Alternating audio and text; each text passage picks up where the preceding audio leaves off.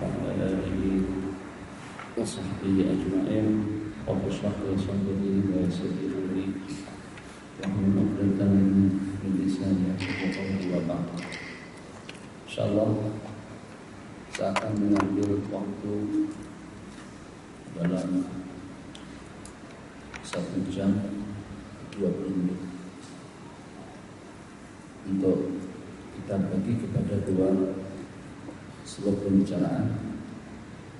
Dalam 15 menit kita mengungsikan sedikit di bawah tentang mahabbah, cinta kepada agama dan cinta kepada baginda Rasulullah SAW. Dan dalam 50 menit saya berikan peluang seluas-luasnya untuk sisi dialog soal jawab. Masing-masing simpan pertanyaan, simpan soalan. Satu persatu ada soalan yang direkayasa di kepala, sebab pertanyaan itulah yang lebih mustahak untuk kita berpikir bersama, besar faedahnya, besar kesannya. Di samping dengan pertemuan-pertemuan seperti ini kita dapat merungkaikan atau dapat masukan yang dapat memahami tentang soalan atau juga tentang masalah-masalah yang ada di dalam benak hati kita masing-masing. Sebab alhamdulillah, Muslimat mau keluar silakan sebelah sini. Tidak boleh. Saya tak akan ceramah. Ini bukan majelis ceramah. Sadang atau ceramah kita cancel. Sini di tengah-tengah. Kita dialog saja. Muslimat nak tanya soal haid nifas istihadah pun tak kisah. Silakan. Bismillahirrahmanirrahim.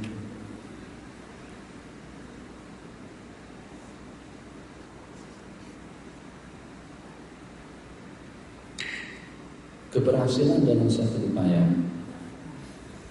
untuk kita mencapai suatu target dalam urusan agama harus terpenuhi dua syarat, si pemberi dan si penerima. Si pemberi tentunya itu adalah Sayyidina Rasulullah SAW yang memberikan panduan, yang memberikan bimbingan, yang memberikan arahan, yang memberikan nasihat, yang memberikan taujihat, yang memberikan orientasi kepada umat. Maka pada saat Nabi kita melakukan hal-hal yang seperti itu, yang hanya tujuannya untuk kepentingan umat.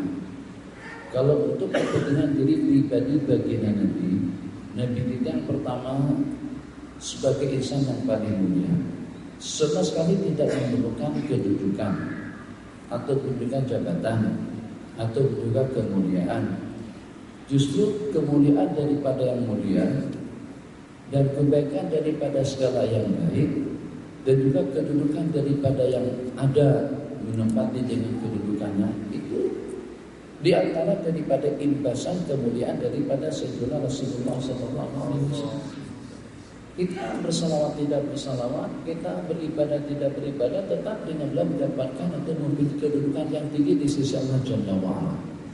Jadi kemuliaan yang Nabi kita peroleh itu bukan karena umat. Justru umat mendapatkan kemuliaan karena baginda, itu perbedaannya. Nabi kita mendapatkan kemuliaan dan sanjungan yang tinggi daripada Allah Jalla wa'ala, bukan karena dengan pengikut yang ramai, bukan karena dengan ibadah dan ubudiyah daripada umat, bukan juga karena ketakwaan dan kesetiaan daripada mereka. Sama sekali itu tidak ada. Justru para nabi-nabi dan rasul dan juga dengan umat Nabi Muhammad secara khusus itu menumpang kemuliaan daripada kemuliaan baginda Nabi. Jadi mukjizat-mukjizat para nabi-nabi dan rasul itu tidak lebih daripada pecahan daripada mukjizat kubra yang Allah anugerahkan kepada Sayyidina Rasulullah SAW. Maka seketika dengan satu kekuatan yang tidak ada tandingannya, dengan bimbingan, dengan risau, dengan upaya, dengan pengorbanan, mujahadah daripada baginda, tidak ada jalur atau tidak ada jalan untuk kebajikan melainkan Nabi kita sudah menerangkannya, dan juga tidak ada hal-hal yang boleh membawa kepada murka Allah, kejanggalan, kehancuran, kerusakan, kecelakaan, atau hal-hal yang negatif atau yang berdampak negatif atau yang membawa kepada kebinasaan, melainkan Nabi kita sudah mengingatkan dan juga sudah menjelaskannya. Tidak taksir. Kalau sampai tidak tidur malam tidak ada masalah, untuk mencontohkan bagaimana ubudiyah diri yang sebenarnya kepada Allah Jalla wa'ala. Nabi kita sembahyang malam sampai bengkak kedua belah kaki beliau. Kalau sampai 2, 3, 4 hari bahkan 3, 4 bulan kadang-kadang tidak ada yang dimasak, tidak ada yang digoreng, tidak ada yang dibakar, sampai tidak kelihatan asap daripada rumah baginda Nabi dan juga dengan keluarga. Kami tidak pernah makan 2 kali berturut-turut, tidak pernah makan sampai kenyang 2 kali berturut-turut. Kalau pagi tadi makan sampai kenyang, petang harinya tidak ada yang dimakan. Kalau pada harinya makan sampai kenyang, nanti esok paginya tidak ada yang dimakan. Itu tidak problem. Nabi kita pernah menyandang kehidupan yang semacam itu. Jadi kalau untuk urusan zuhud, kalau untuk urusan ubudiyah, kalau untuk mempraktekkan amal ibadah yang patut dan wajar untuk kita laksanakan, itu betul-betul Nabi kita tidak taksir. Tapi macam mana pun tidak akan mungkin dengan kita bertepuk tangan hanya dengan menggunakan sebelah tangan sahaja. Harus juga dibantu oleh tangan kita yang sebelah sehingga sampai keluar bunyi pada waktu kita bertepuk seperti itu. Baginda dengan waktunya, dengan tenaganya, dengan pengorbanannya, dengan perjuangan dan juga dengan cabarannya, hanya dengan tujuan macam mana agar umat ini selamat, bertujuan agar Anda bahagia dunia dan akhirat, macam mana agar kamu mendapatkan bimbingan dan pedoman daripada Allah, macam mana agar kita tidak tumbang dengan godaan syaitan, nafsu dan syahwat, macam mana agar kita menjadi orang yang bakti, taat dan setia, macam mana kita akan mendapatkan tempat kediaman yang abadi nanti di dalam surga. Itu Nabi kita sudah upayakan semampu baginda, lebih daripada mampu. Bayangkan kalau sampai tidak cukup tidur, bayangkan kalau sampai tidak cukup makan, bayangkan kalau semuanya dihabiskan untuk umat. Masya Allah, tabarakallah. Bukannya setakat itu saja, tapi risau. Jangan sampai dengan kita tidak tahu menahu, baginda yang menghabiskan waktu, tenaga, pikiran, harta, duit dan lain sebagainya untuk kepentingan umat, sampai-sampai Allah turunkan ayat tentang umat Nabi Muhammad itu seperti apa posisinya. Allah turunkan ayat yang menunjukkan kita adalah semulia-mulia umat. Kuntum khaira ummatin ukhrijat linnas. Kalian adalah merupakan semulia-mulia umat yang diutus oleh Allah Subhanahu wa taala. Masya Allah, tabarakallah. Di hari kiamat nanti, daripada beberapa rangkaian hadis Nabi kita sebutkan, beliau adalah orang yang pertama yang dibangkit oleh Allah. Ana awwalu man tanshaqqu alaihil ardu. Orang yang pertama yang dibangkit, yang pertama yang akan masuk surga, yang pertama yang akan mengetuk pintu gerbangnya.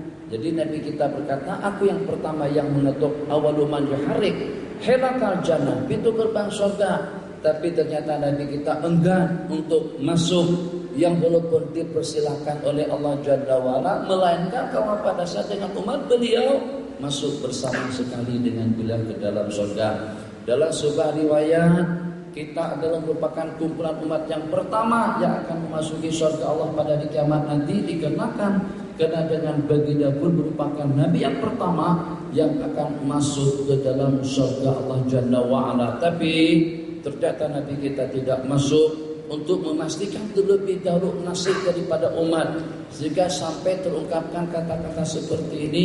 Nabi kita bersabda, syafaati li ahlil kabairi min ummati, syafaatku kepada umatku yang terbabit melakukan dosa-dosa besar, yang berzina, yang zalim, yang diktator, kaki minuman, kaki arak, kaki judi, kaki perempuan, kaki maksiat, kaki kelap-kelap malam, kaki kelap-kelap telanjang, kaki macam-macam.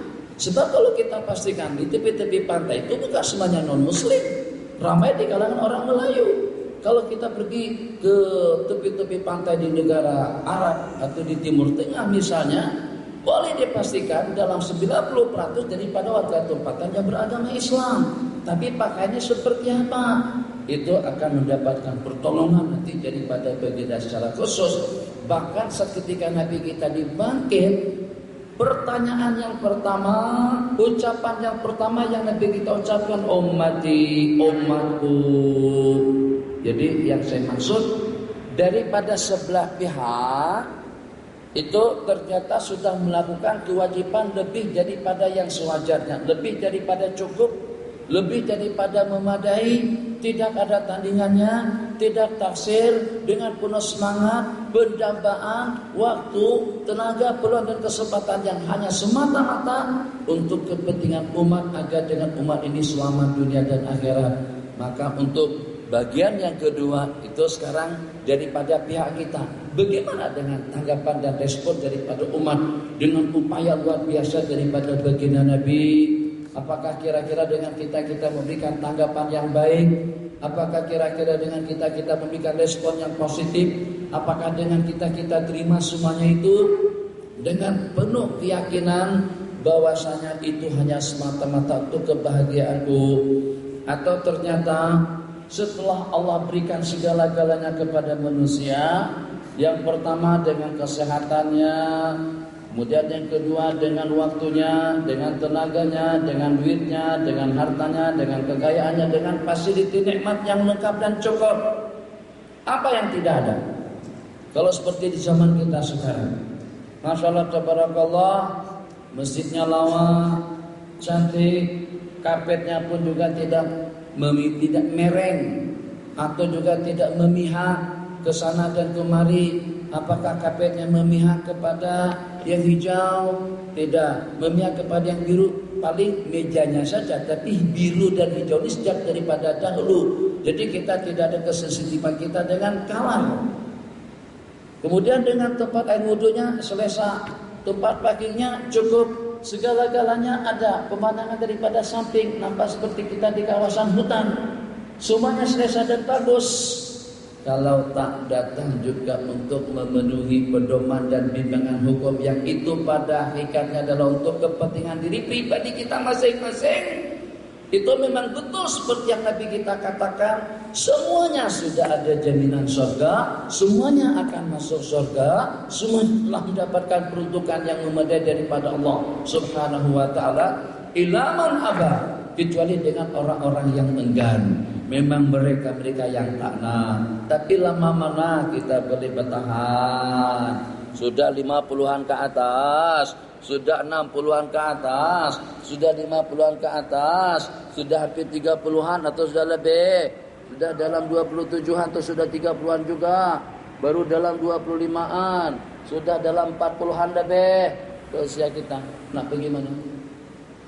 Mana kita nak pergi? Lama mana kita boleh bertahan?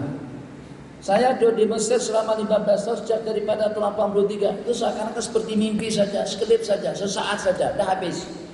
Duduk di Mekah, masih saya boleh menggambarkan bentuk corak bangunan apartemen yang ada pada tahun 74. Di mana Mekah Hotel? Di mana Sapa Hotel? Di mana rumah orang Semarang? Di mana Indramayu? Di mana Syekh Sulaiman Jabir, di mana Ali Enggang Giri, di mana Mukhtar Sodayu. Tahu saya tempat-tempat itu, masih ingat lagi. Ada ini cerita sejak lebih daripada dalam 40 tahun yang lalu. Terasa tanpa 40 tahun, tidak terasa. Tengok mata, udah pakai spek mata. Lihat gigi, udah berkali-kali masih ke klinik gigi. Tampal. Cabut, zut sakit, zut dibaiki, perbaiki, gigi. Mata dulu tak ada spek mata, sekarang sudah pakai spek mata. Berarti mata kita sudah tidak terang, gigi sudah tidak lengkap. Yang berlubang kena tampal, sebagian kena cabut, kena ganti dengan gigi palsu. Cakap tidak leluasa, takut ubah, dagu gigi sambil bercakap, gigi sambil nak jatuh.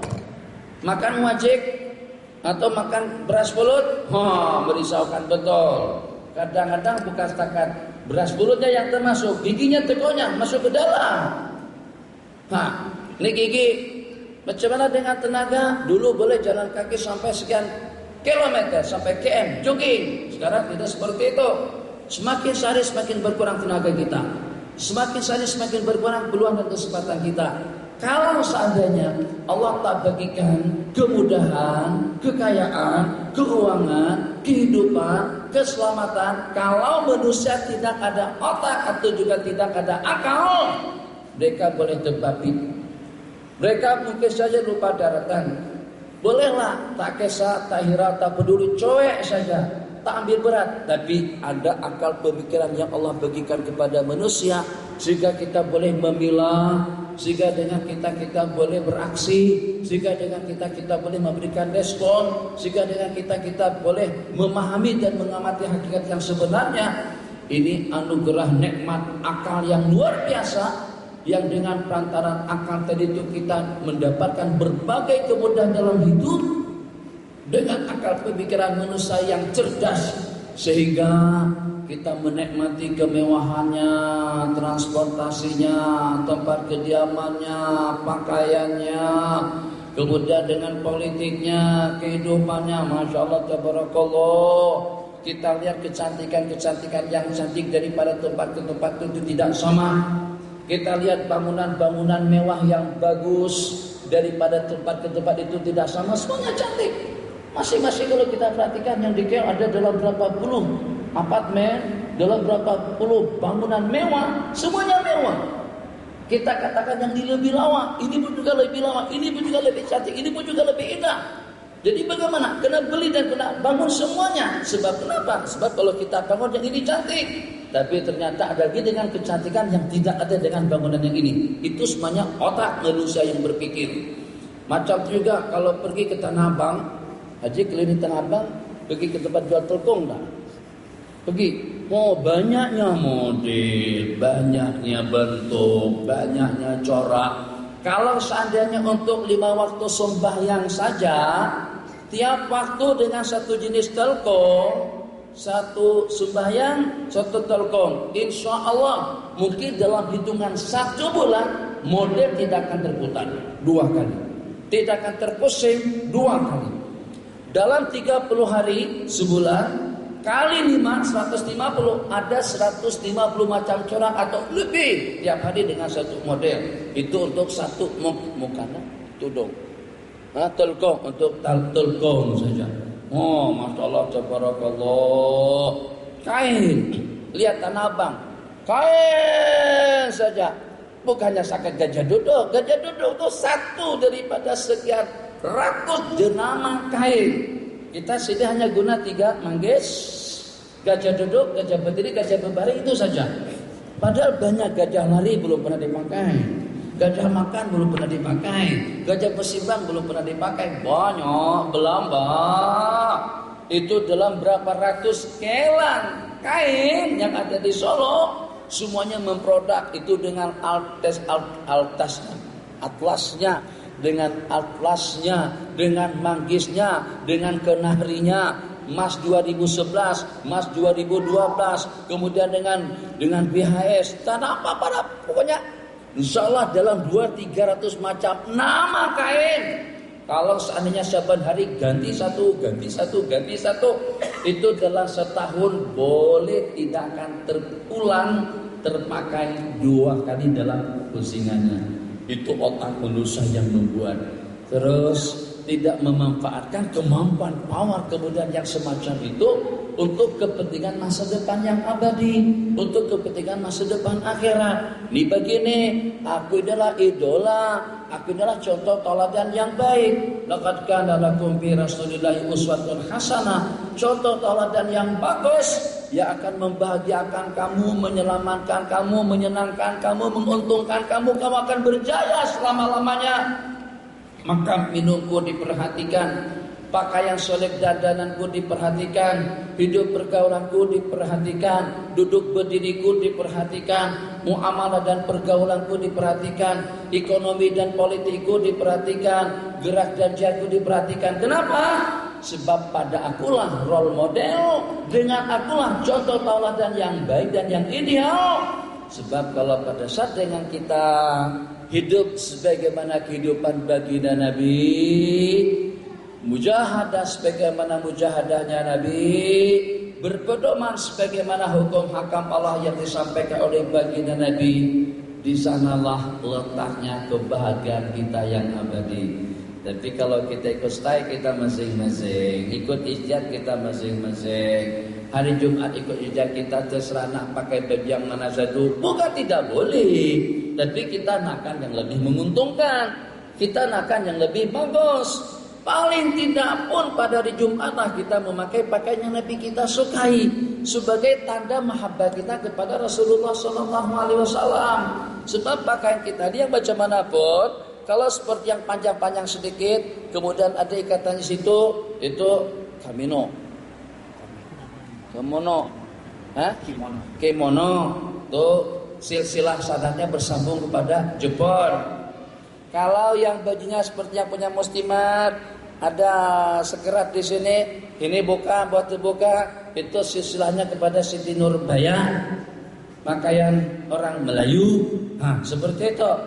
Mana yang silsilah pakaian kita bersambung kepada pakaian yang Nabi kita pakai untuk laki-laki.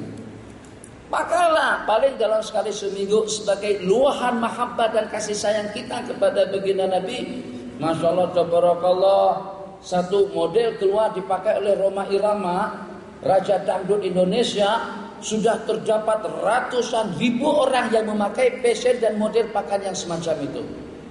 Lihat, ada tengok anak-anak muda, dia pangkas, dia cukur sini, habis di sini, tapi sini masih panjang di sini. Sini tak ada rambut. Kenapa? Sebab ada satu binatang film motong rambutnya macam tu. Dan diidolakan sama mereka. Atau pada saat dalam satu kaset penyanyi atau dengan seniman, bajunya dia sobek-sobek, dia robek-robek. Pernah tengok tak celana anak-anak muda yang sobek di sini nih? Dirobek. Dikira memang robek. Nggak, disobek sama dia. Memang sudah seperti itu fashionnya. Masya Allah, diikuti. Dapat apa? Pada saat dengan rambut dipangkas, sebut dipangkas, digunting, cukur. Seketika rambut dicukur macam tu, dapat apa kita? Seketika ada lagi dengan janggut, dia panjangkan, kemudian dia kasih getah. Jadi, dapat apa kita? Pada waktu dengan jam atau dengan pakaian-pakaian lainnya kita pakai secara ikut selera kita, dapat apa kita? Tak dapat apa-apa. Sia-sia waktu dan peluang. Pakaian secara sunnah, kemas, rapi, nyaman, selesa. Coba pakai kain itu selesa tak? Kalau tidak selesa pakai kain kan, selesa pakai seluar panjang tak? Selesa pakai kain, angin masuk. Tenang. Pakai baju jubah angin boleh masuk. Kalau nak buang air tandas, langsung angkat saja lagi, masuk dalam tas angkat. Coba kalau dengan celana yang ketat tu, yang jenis jin atau ibrit dan yang sejenisnya, susah diangkat. Mana ada orang buang air besar kecil duduk, itu tak boleh, kecuali kalau ditanggalkan di dalam. Buang air kecil pasal berdiri aja, diri, tak selesa. Yang akhirnya salisil bol, akhirnya kencing tak puas. Kenapa? Karena kita tidak berpanduan kepada sunnah dalam keseharian kita. Pertama kemas, yang kedua cantik, yang ketiga bagus, yang keempat ibadah, yang kelima mahabbah kita kepada Sayyidina Rasulullah sallallahu alaihi wasallam. Jadi umur yang sesaat macam mana pun tetap sesaat. Nih, dengan saya secara khusus Haji Idul sudah hampir 40-an ke atas juga sudah. Masih ada tak kira-kira lagi dalam 30-an tahun kita di depan? Tidak dapat dipastikan. Tak dapat 30 tahun, wallahu alam, sebab cukup lumayan panjang 30 tahun. Tapi macam mana pun, tidak akan mungkin kita menyetop umur. Tidak akan mungkin dengan kita menyetop peluang dan kesempatan, akan tersekat dan juga akan terhenti pada penghujungnya. Kalau sudah sampai ke penghujung, kita tidak akan boleh patah balik ke dunia. Ambil peluang kita dan terjemahkan. Kita cerdas, kita cerdik, kita pandai, kita boleh mengamat, kita boleh menghitung, kita boleh mengira, kita boleh merekayasa, semuanya boleh. Kalau boleh, kalau memang boleh, coba kita juga harus boleh untuk mempersiapkan masa depan yang abadi, yang ideal, yang sehat, dan juga yang menguntungkan untuk kesudahan kita, kesudahan yang tidak ada kesudahan setelahnya, kepergian yang tidak ada kepergian yang menyusul berikutnya, dan juga perjalanan. Mungkin saya kongsikan perkataan salah seorang daripada sahabat kami, Sayyiduna Abu Hurairah radhiyallahu taala anhu, yang masuk Islam pada tahun ke-5 atau pada tahun ke-6 Hijriah. Duduk bersama baginda Nabi tidak lebih daripada 5 tahun sahaja. Mengenal Islam dengan baginda tidak lebih daripada dalam 5 tahun. Tapi ternyata sahabat yang paling banyak dalam meriwayatkan hadis Sayyidina Abu Hurairah. Kenapa? Karena peluang dihabiskan semuanya untuk agama, semuanya untuk kebaikan. Urusan perut, minggir. Urusan tanaman, minggir. Urusan dunia, kepinggir. Urusan keluarga, tidak ada keluarga. 5 tahun pertama itu memang betul-betul dihabiskan hanya untuk menyertai baginda Nabi, di mana beliau di sana Abu Hurairah rekaman atau juga dengan daya ingatan yang luar biasa. Jadi sebagaimana kalau kita adakan pengajian ceramah apapun namanya, apakah ceramah politik, orang politik juga menyebut qala Allah qala Rasulullah, pengajian yang seperti apapun bentuknya, tasawufnya, fikihnya, hadisnya, suluknya, ibadahnya, takwanya, muraqabahnya, sabarnya, mesti ada saja sejumlah sekian hadis yang diriwayatkan, riwayat daripada Abu Hurairah radhiyallahu taala. Jadi jaringan bisnis ibadah beliau dengan ilmu pengetahuan yang bermanfaat dan juga dengan doa daripada baginda Nabi, naddarallahu ra'an sami'a minna maqalatan fa'addaha kama sami'aha, akan Allah berindahkan, Allah akan ceriakan muka seseorang yang mendengar sesuatu daripadaku, kemudian dia sampaikan kepada generasi yang menyusul. Itu Sayyiduna Abu Hurairah mendapatkan habuan yang paling banyak, yang teristimewa. Di mana ada pengajian, beliau dapat saham. Bayangkan, Petronas ada dalam berapa cawangan. Di Malaysia tidak terhitung. Di Indonesia di beberapa tempat, sampai di Bogor pun ada cawangan Petronas, tapi tidak laku. Kalah dengan Pertamina. Pertamina 6.500 satu liternya. Sementara dengan yang hak Petronas hampir dalam 9.000-an. Orang tak pikir engine boleh tahan lama, orang pikirnya mana yang lebih murah. Sekarang ini seperti itu. Bukan itu yang saya maksud. Kalau Zayan di mana-mana ada, sampai di sini ada dalam berapa cawangan, di Kedah ada dalam berapa cawangan, di Kelantan ada dalam berapa cawangan, sampai di stadion pun juga ada cawangannya. Petronas di atas 399 pun juga ada cawangannya. Misalnya saja, berapa kira-kira kekayaan yang dipungut oleh Zayan? Begitulah, berapa kira-kira pahala yang mengalir ke dalam dokumen Sayyiduna Abu Hurairah radhiyallahu taala anhu. Dikatakan sebanyak hadis yang diriwayatkan dan juga sekian nama yang senantiasa didoakan. Qala an Abi Hurairah radhiyallahu taala anhu. Itu dalam berapa juta mulut yang mendoakan ridha kepada Sayyidina Abu Hurairah. Agak-agak dalam sehari itu ada orang yang mendoakan kita. Banyaknya kru kita, paling nama kita disebut, dia tidak guna tak doakan barakallahu fihi atau fatahallahu alaihi atau moga-moga dia mendapatkan rahmat dan ridha, itu jarang-jarang. Jasanya sudah dimanfaatkan, mungkin dengan waktunya sudah diambil, tenaganya sudah digunakan, tapi orang tidak doakan. Baginda Abu Hurairah mendapatkan doa taraddi daripada segenap lapisan umat sejak daripada hari beliau bersama baginda Nabi sampai kepada detik kita sekarang. Yang walaupun seperti itu, hadis yang berkembang, ilmu yang bermanfaat, hukum hakam yang mengatur. Oh, ini Tuan Haji jadi sabar.